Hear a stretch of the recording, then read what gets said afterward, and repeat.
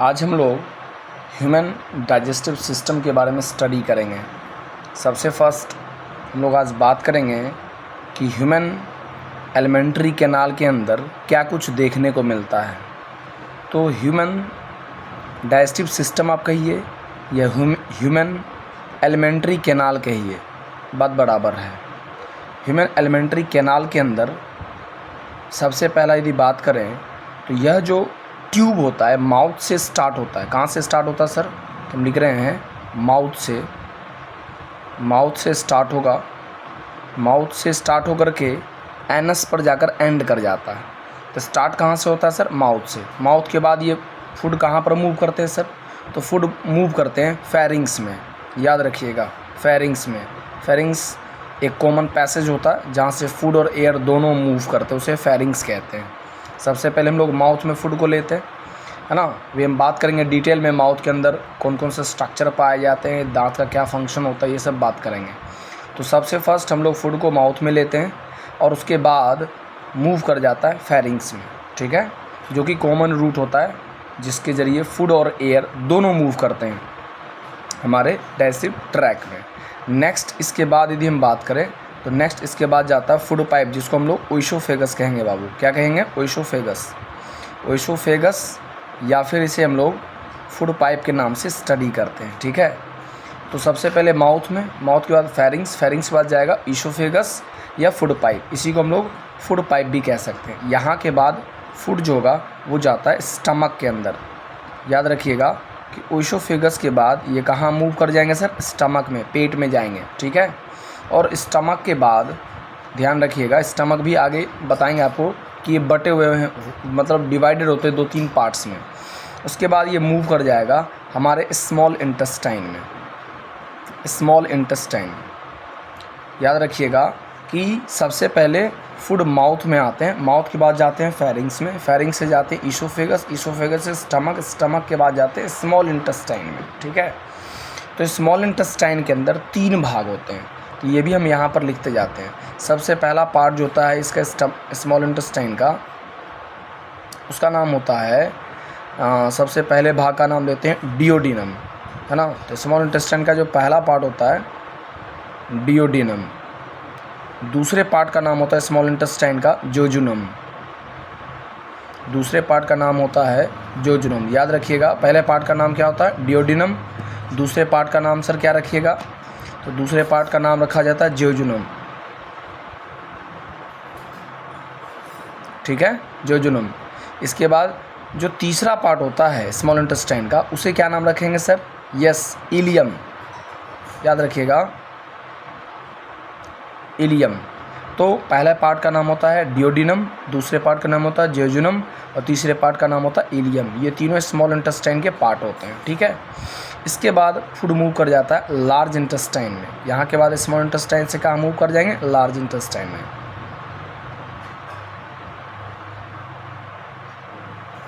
ध्यान रखिएगा, large intestine में। लार्ज इंटेस्टाइन के भी 3 पार्ट्स होते हैं। तो पहला हमारा याद रखिएगा, माउथ से फूड कहाँ जाएगा? फेरिंग्स में, जो कॉमन रूट होता है फूड और एयर के लिए। फिर ईसोफेगस, फिर स्टमक, फिर स्मॉल इंटेस्टाइन। स्मॉल इंटेस्टाइन के 3 पार्ट होते हैं, डियोडिनम, जोजुनम, इलियम। उसके बाद फूड मूव कर जाएगा लार्ज इंटेस्टाइन में, ठीक है। लार्ज इंटेस्टाइन के अंदर में क्या देखने को मिलेगा? इसके अंदर 3 भाग होते हैं। पहला भाग होता है, उसका नाम हम लिख देते हैं। तो फर्स्ट पार्ट जो होता है उसका नाम होता है लार्ज इंटेस्टाइन का सीकम। पहले पार्ट का नाम होता है सीकम, सेकंड पार्ट का नाम होता है कोलोन और थर्ड पार्ट का नाम होता है, याद रखिएगा, रेक्टम। तो लार्ज इंटेस्टाइन का फर्स्ट पार्ट का नाम क्या हो जाएगा? सीकम, सेकंड पार्ट का नाम होगा कोलोन, थर्ड पार्ट का होगा रेक्टम। अब ये जो सीकम के बाद कोलोन की बात करें तो कोलोन बट जाते हैं 3 पार्ट में। जो पार्ट ऊपर जाता है उसको बोलते हैं असेंडिंग, जो उसके बाद ट्रांसवर्स और फिर होता है डिसेंडिंग। तो 3 हिस्सों में बटा होता है, तो उसका नाम हम लिख देते हैं। पहला होता है असेंडिंग कोलोन, फर्स्ट हो जाएगा असेंडिंग कोलोन, सेकंड हो जाएगा ट्रांसवर्स, थर्ड हो जाएगा डिसेंडिंग कोलोन। डिसेंडिंग कॉलोन, याद रखिएगा ये कॉलोन के तीनों पार्ट होते हैं। उसके बाद रेक्टम के बाद चले जाते हैं, मूव कर जाते हैं कहाँ पर, लार्ज इंटेस्टाइन के बाद मूव कर जाते हैं एनस में। यहाँ से आपका सॉलिड वेस्ट बाहर चले जाता है। तो ये पूरा पार्ट होता है जिसको हम लोग अभी डिटेल में स्टडी करेंगे एक एक करके, ठीक है। इसको 1-2 वीडियो में हम लोग पढ़ेंगे। सबसे फर्स्ट जो होगा सर, हम माउथ की बात कर लेंगे, ठीक है। यदि हम माउथ की बात कर लें तो माउथ में सबसे पहले यहाँ पर 3-4 फंक्शंस होते हैं, उसको आप समझ लीजिए। सबसे पहले हम लोग माउथ में फूड को इनटेक करते हैं। तो यहाँ पर पहला चीज़ क्या होगा सर, इंजेशन होगा। तो माउथ के अंदर सबसे पहला काम जो होंगे उसका नाम देते हैं हम लोग इंजेशन।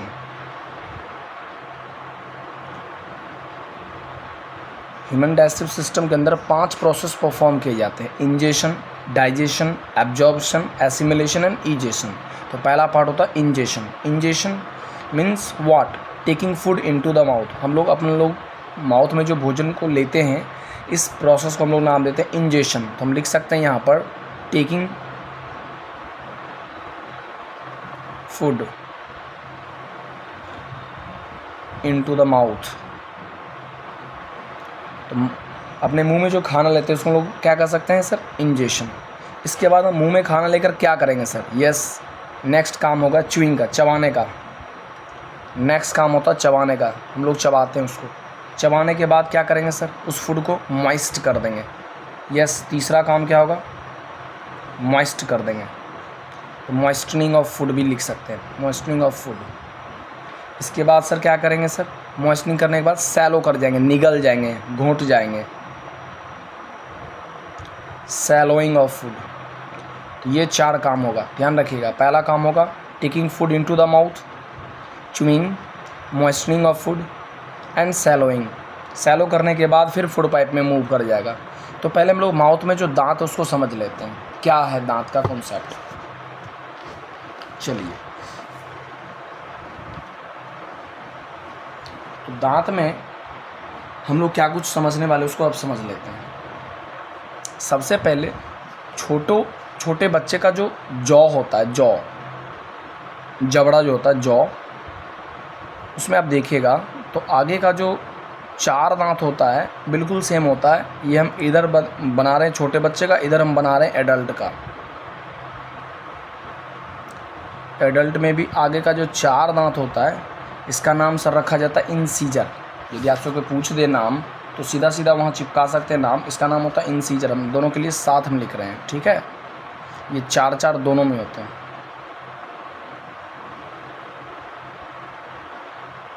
इंसीजर दोनों के लिए हम लिख रहे हैं, इधर में भी 4, इधर में भी, तो दोनों साइड हम 4 लिख दे रहे हैं, इंसीजर। फिर यहाँ पर एक पीस पाया जाता है, याद रखिएगा कि कैनाइन, इसका नाम होता है कैनाइन। ये जो सेकेंड हमारा है, ध्यान रखिएगा, इसका नाम रखता है कैनाइन। कैनाइन भी दोनों में सेम रहता है। इधर भी देखिएगा 1, 2 नीचे के जॉ में और 2 ऊपर के जॉ में, ठीक है। तो टोटल दांत कितना हो जाएगा सर, 4 हो जाएगा। तो कैनाइन का भी संख्या कितना हो जाएगा, 4 हो जाएगा। अच्छा, इंसीजर में देखिए 4 तो बाबू हम नीचे का ही जॉ में ना काउंट किए, 4 तो ऊपर भी होगा। इसकी संख्या को हम 8 कर देते हैं, 4 इन ईच जॉ। टोटल कितना हो जाएगा, 8। और इसका तो हम एक ही साथ काउंट कर दिए तो 4 हो जाएगा, ठीक है। तो 8 हो जाएगा इंसीजर। इंसीजर की संख्या क्या हो जाएगी, 8। 4 नीचे के जबड़े में, 4 ऊपर के जबड़े में। फिर कैनाइन की संख्या क्या हो जाएगी सर, 4। 2 नीचे के जबड़े में और 2 ऊपर के जबड़े में, दोनों में, बच्चों में भी और एडल्ट में भी। अब यहाँ से याद रखिएगा, अगला दांत होता है प्रीमोलर। प्रीमोलर की यदि बात कर लें तो छोटे बच्चों में एक भी नहीं रहता है, तो हम 0 लिख सकते हैं, सुनना। और एडल्ट में देखा जाए तो यहाँ पर 2 पाए जाएंगे और इधर भी 2, तो 4 तो नीचे के जबड़े में, 4 ऊपर के जबड़े में। तो अगेन आपका प्रीमोलर हो जाएगा 8 एडल्ट में, बच्चे में 0। एंड लास्ट मोलर की बात कर लें तो यहाँ पर छोटे बच्चों में 2 पीस मोलर होता है, प्रीमोलर एक भी नहीं था, इसलिए 0 लिखा हमने। तो मोलर 2 पीस होते हैं। तो टोटल कितना हो जाएंगे, 4 नीचे 4 ऊपर। तो छोटे बच्चों में तो 8 हो जाते हैं। लेकिन एडल्ट में यदि बात करें तो मोलर जो होता है 3 होता है। तो 3 इधर 3 इधर, ये तीनों मोलर हो गए, ये तीनों मोलर हो गए। तो मोलर हो गया 3 3 6 हो गया, 6 नीचे के जबड़े में 6 ऊपर के जबड़े में, तो 6 6 12 पीस हो जाएगा। अब आप काउंट कीजिए, 12 + 8 20, 20 4 24 8 32, तो एडल्ट में 32 दांत होते हैं। ठीक है, इधर काउंट कीजिए तो 8 8 16 4 20, तो छोटे बच्चों में 20 दांत होते हैं। आखिरकार कौन कौन सा दांत पूछ देगा आपसे देखो कंपटीशन में कि कौन से दांत बच्चे में, छोटे बच्चों में नहीं होते हैं, तो याद रखिएगा प्रीमोलर। जब पूछेगा नहीं होते हैं, name the teeth which are absent in kids, या छोटे बच्चों में जो एब्सेंट होते हैं, तो आंसर हो जाएगा प्रीमोलर। और पूछ देगा इनकम्प्लीट कौन से होते हैं, तो मोलर। मोलर इनकम्प्लीट होते हैं, होना चाहिए था 12 लेकिन 8 ही होते हैं। ठीक है, बाद बाकी इंसीजर कैनाइन दोनों सेम रहते हैं, 8 8 4 4। अब यही होता है मिल्क टीथ, यदि ये टूट गया तो दोबारा आ जाएगा, और ये होता है परमानेंट टीथ, ये टूटने के बाद दोबारा नहीं आते हैं। मन में कन्फ्यूजन होता है सर क्या मिल्क क्या परमानेंट, बात समझिए। यदि 10 साल की उम्र तक यदि ये सब दांत यदि टूट जाता है तो दोबारा आ सकता है, बट उसके बाद यदि 15 साल 16 साल हो चुका है बच्चे का, 12 साल से ऊपर का है बच्चा, तो यदि टूटा तो फिर दोबारा नहीं होगा। कैसे? जैसे फॉर एग्ज़ाम्पल हम लोग कहीं पर जाते हैं, एक रूम को रेंट पर लेते हैं, तो जब कोई फॉर्म भरते होंगे तो लोकल एड्रेस में आप लिखते होंगे वहाँ का पता, और परमानेंट आप जहाँ गांव आपका होता है, नेटिव प्लेस। फिर क्या होता है 10-20 साल यदि आप वही रेंट पर रह लेते हैं तो परमानेंट एड्रेस में भी उसी को लिखते हैं। तो वही बात है, यदि ये दांत टूट गया तो दोबारा आ जाएगा 10 साल के अंदर, 12 साल के अंदर तक। यदि 12 साल के बाद यदि टूटता है तो फिर दोबारा नहीं आएगा। यहाँ तक हम लोग दांत की बात किए। अब इसके बाद जो कंपटीशन में पूछे जाते हैं BHU वगैरह में, याद रखिएगा, अच्छे अच्छे कंपटीशन जो होते हैं बच्चे देते हैं तो उसमें पूछे जाते हैं, चाहे आपका BPSC कोई भी कंपटीशन में पूछ सकता है कि दांत जो होता है, दांत वो जुड़ा रहता है किससे? मसूड़ों से, गम से। आखिरकार ऐसा कौन सा सब्सटेंस होता है, ठीक है, जो जोड़े रहता है दांत के रूट को ना, इसमें जबड़ों में, सॉकेट में धंसाए रहता है, तो उसका नाम हम लिख देते हैं सीमेंटम नाम होता है, सीमेंटम। ये जो सब्सटेंस है, यही सब्सटेंस जो है वो रूट जो होता है दांत का, उसको सॉकेट में लिख देते हैं, रूट ऑफ टूथ। कहाँ फिट करता है? Into socket. तो जबड़ों में जोड़ कर रखता है सीमेंटम, यही वो सब्सटेंस है जो दांत को जबड़ों से जोड़े रखता है। ठीक है सर। दांत में यदि बात करें, अगला जो क्वेश्चन बन सकता है, हार्डेस्ट सब्सटेंस हमारे बॉडी का आप सभी लोग जानते होंगे, इनामेल। इनामेल जो वाइट कलर का दांत के ऊपर लेयर आप देखते हो, जो चमचमाता हुआ दांत होता है, इनामेल।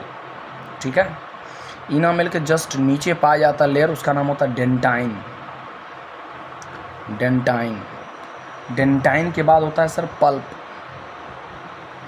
Pulp cavity. पल्प के बाद आपका नीचे का गम आएगा, फिर वो सब पार्ट आएंगे, रूट वगैरह। ठीक है, ओके, तो ये बात ध्यान रखिएगा। इसके अलावा हम लोग का जो दांत का जो अरेंजमेंट होता है वो हेट्रोडेंटेशन है, ये भी हम लिख देते हैं। हम लोग का दांत का जो अरेंजमेंट होता है उसे हम लोग कह सकते हैं हेट्रोडोंट। क्यों कहेंगे सर हेट्रोडोंट? बिकॉज हमारे अंदर डिफरेंट टाइप ऑफ टीथ पाए जाते हैं, incisor, canine, premolar and molar, इसीलिए हम लोग बोलेंगे हेट्रो। हेट्रो का मतलब होता है डिफरेंट। हेट्रोडोंट क्यों कहेंगे? Because our mouth contain different types of teeth. दूसरा बात हम एक और टर्म यूज कर सकते हैं, ये बात समझ गए। अगला होता है डायफायोडोंट, ध्यान दीजिएगा। डायफायोडोंट मतलब क्या होता है सर? वैसा मतलब इसमें हम कह सकते हैं the teeth grow twice in the life. यहाँ पर हम लिख सकते हैं teeth grow twice in A life. तो 2 बार दांत आता है, इसलिए हम दांत को बोल सकते हैं, हमारे दांत कैसे होते हैं? डायफायोडोंट।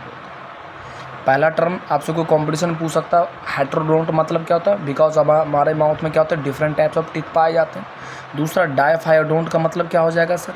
तो हमारे जो दांत होते हैं जीवन में 2 बार आते हैं, एक बार मिल्क और दूसरे परमानेंट। ठीक है, इसके अलावा एक और टर्म जो कभी कभी आपको कंपटीशन में मिल सकता है वो भी लिख देते हैं। उसका नाम क्या होगा सर, उसको समझिए। उसका नाम हो जाएगा थीकोडोंट। थीकोडोंट। थीकोडोंट का कॉन्सेप्ट क्या है सर? तो दांत जो हम लोग का होता है वो आधा हमारे जबड़ों में होता है धंसा हुआ, मतलब जॉ में, और आधा बाहर होता है। ठीक है बात को, इसलिए इस टाइप के अरेंजमेंट को बोलते हैं हम लोग थीकोडोंट। ठीक है सर, यहाँ तक समझ गए बात को। चलिए इसके बाद यदि मूव करें तो सबसे पहले हम लोग इंजेशन किए थे, इंजेशन के बाद हम लोग डाइजेशन करते हैं। तो सेकेंड इम्पॉर्टेंट स्टेप जो होता है वो हम लोग अब जा रहे हैं, मूव कर रहे हैं डाइजेशन।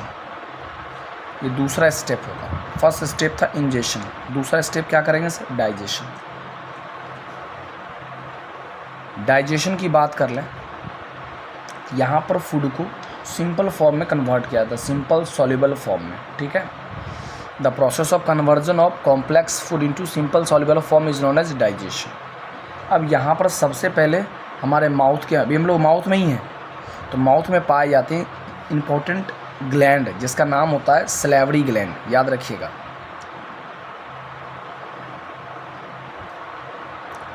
Salivary gland.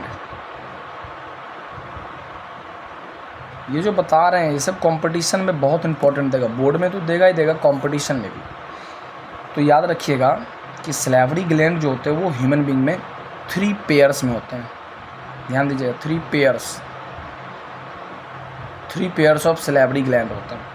उसमें पहला नाम होता है, फर्स्ट नेम होता है पैरोटिड का,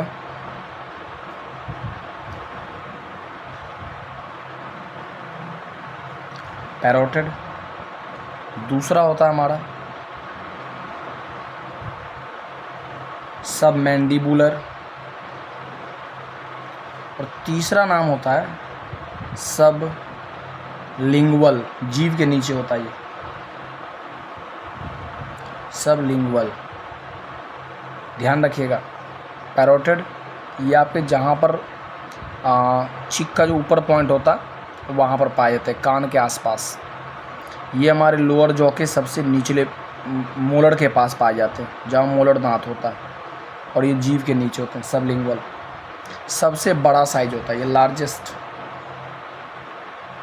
तीनों में सबसे बड़ा, लार्जेस्ट इन साइज। याद रखिएगा। तो मन में आएगा सर सबसे छोटा कौन हो जाएगा? ये sublingual, smallest, smallest in size.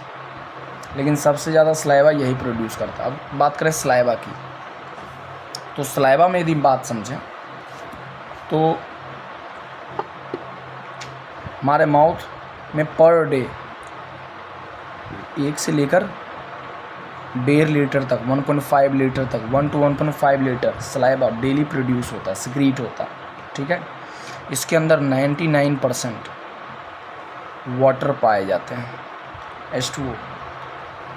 अच्छा एक बात और, ये जो सलेवरी ग्लैंड आप देख रहे हैं इसके अंदर जो होता है, ध्यान दीजिएगा, सलेवरी एमाइलेज एंजाइम को रिलीज़ किया जाता है। ध्यान रखिएगा इस बात को। ये जो सलेवरी ग्लैंड होते हैं वो सिक्रीट करते हैं सलाइवा, और सलाइवा में पाया जाता है सलेवरी एमाइलेज एंजाइम। उस एंजाइम का भी हम नाम लिख देते हैं, उसका नाम होता है सलेवरी एमाइलेज, या फिर उसको हम बोलते हैं टाइलिन। तो दोनों नाम लिख देते हैं, पहले हम टाइलिन लिख देते हैं, किसी किसी बुक में मिल जाएगा आपको टाइलिन, या इसी का दूसरा नाम जो आप सबसे ज़्यादा फेमस है सलेवरी एमाइलेज। दोनों में से कोई भी नाम लिखिए, दोनों सही है, सलेवरी एमाइलेज या उसी का दूसरा नाम होता है टाइलिन। इसके अलावा क्या क्वेश्चन बन सकता है कि हमारे माउथ का पीएच क्या होता है? तो उसका पीएच हम लिख देते हैं, पीएच ऑफ माउथ होता है 6.8, स्लाइट एसिडिक। 7 से नीचे एसिडिक होता है ना, तो स्लाइट एसिडिक हो। समझ गए बात? नेक्स्ट, इसके बाद हम मूव कर रहे हैं, यहाँ तक बातचीत हो गया। अब मूव कर रहे हैं नेक्स्ट, अगला gastric gland. Gastric gland, gastric gland की बात करें तो ये हमारे स्टमक में पाए जाते हैं। कहाँ पाए जाते हैं? स्टमक में। तो याद रखिएगा कि गैस्ट्रिक ग्लैंड जो होते हैं ये हमारे स्टमक में होते हैं। और गैस्ट्रिक ग्लैंड जो होते हैं वो गैस्ट्रिक जूस रिलीज़ करते हैं। गैस्ट्रिक ग्लैंड जो होते हैं वो क्या रिलीज़ करते हैं? Gastric juice. और गैस्ट्रिक ग्लैंड में अगला जो इंटरेस्टिंग फैक्ट आपको हम बताने जा रहे हैं वो ध्यान रखिएगा। गैस्ट्रिक ग्लैंड में जो सबसे इंटरेस्टिंग फैक्ट है उसको आप समझिए। तो सबसे पहला बात तो समझ गए गैस्ट्रिक ग्लैंड कहाँ पाया जाता है? स्टमक में, कोई दिक्कत नहीं। इसके बाद खास बात जो है, गैस्ट्रिक ग्लैंड जो होते हैं उसके पास 3 टाइप के सेल होते हैं। तो हम लिख सकते हैं यहाँ पर 3 टाइप्स ऑफ सेल। पहला सेल याद रखिएगा, इससे बहुत कंपटीशन में क्वेश्चन बनते हैं, चाहे कोई भी कंपटीशन हो, चाहे आपका बीपीएससी कोई भी कंपटीशन हो बायो से रिलेटेड, ये सब क्वेश्चन बनता है। तो पहला होता है म्यूकस सेल। म्यूकस सेल ये फर्स्ट हो गया। दूसरा हमारा होता है पेप्टिक सेल। Peptic cell. और तीसरा होता है पेराइटल सेल। Parietal cell. पहला होता है म्यूकस सेल, दूसरा पेप्टिक, तीसरा पेराइटल। पेराइटल को ऑक्सिनेटिक कहते हैं, पेप्टिक को हम लोग चीफ सेल कहते हैं। अब कौन क्या प्रोड्यूस करता है? तो ये म्यूकस नाम से ही क्लियर होता है। म्यूकस सेल क्या प्रोड्यूस करेगा? म्यूकस को। याद रखिएगा, म्यूकस सेल क्या प्रोड्यूस करेगा? म्यूकस को। ठीक है, जो हमारे स्टमक को प्रोटेक्ट करता है, किससे? HCl से। पेप्टिक सेल जो होते हैं सर, याद रखिएगा, ये एक एंजाइम को प्रोड्यूस करते हैं जिसका नाम आप सभी जानते होंगे, पेप्सिनोजीन। पेप्सिनोजीन जो प्रोटीन को डाइजेस्ट करने में मदद करते हैं, ये प्रोटीन को डाइजेस्ट करने में मदद करते हैं। और लास्ट हमारा जो पेराइटल सेल होता है, यस वेरी इंटरेस्टिंग बात है, यही रिलीज़ करते हैं HCl, हाइड्रोक्लोरिक एसिड को। याद रखिएगा। और इसी सेल के जरिए ध्यान दीजिएगा, यहाँ पर विटामिन B12 का एब्जॉर्बेशन किया जाता है इसकी मदद से। तो यहाँ तक एक बारी देख लीजिएगा। फिर नेक्स्ट वीडियो में हम लोग HCl और उससे आगे बात करेंगे डाइजेस्टिव सिस्टम में। Good luck to you all.